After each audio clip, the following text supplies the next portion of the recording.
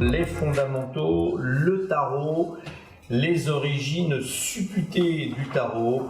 Début du XVIe siècle, on est dans l'Italie, essentiellement le nord de l'Italie, avec une grosse influence de l'Église dans le nord de l'Italie, mais aussi dans le reste de l'Europe occidentale, avec donc une vérité qui, en dehors du livre, ne peut pas exister. Donc, pour véhiculer un certain nombre d'éléments différents, des compréhensions philosophiques différentes, eh bien, on va utiliser, plus exactement, certains vont utiliser les lames du tarot de Marseille. D'autres vecteurs aussi, mais en tout cas, pour celui qui nous intéresse, c'est l'âme du tarot de Marseille. Ça, c'est la version Grimaud d'aujourd'hui. Évidemment, on est sur des versions antérieures avec des colorisations éventuellement différentes. Voilà, on a essayé de retrouver les couleurs originales, on a essayé de retrouver des dessins originaux.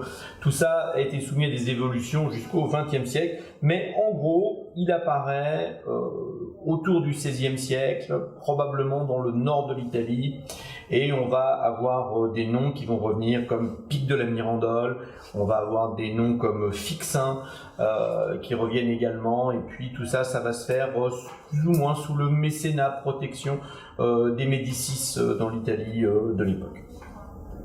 L'idée, c'est donc, que je le disais, de véhiculer des éléments de sagesse anciens, des éléments de sagesse qu'on va pouvoir faire remonter à l'Égypte antique, que parfois on va retrouver et attribuer à la tradition hébraïque également, avec une association intéressante qu'on peut avoir entre les 22 lames du tarot et les 22 lettres de l'alphabet hébraïque, par exemple. Je ne vais pas développer sur le sujet, j'en serais d'ailleurs incapable.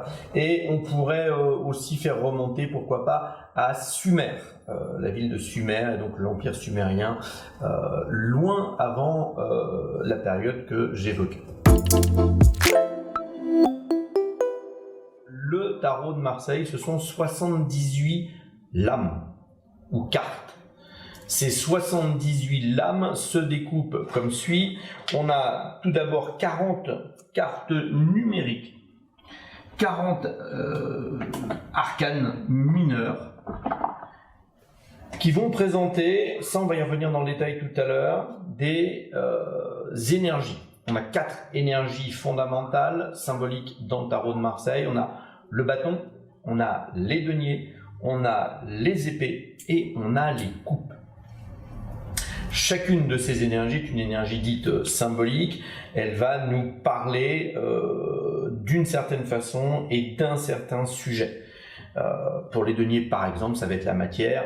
Pour les coupes, par exemple, ça va être l'émotion. Mais encore une fois, je reviendrai sur le sujet tout à l'heure. Il est essentiel pour bien comprendre les honneurs et le couple, les tirages qu'on peut en faire. Il est essentiel d'avoir une bonne idée de ce que c'est que l'énergie des bâtons, l'énergie des épées, etc.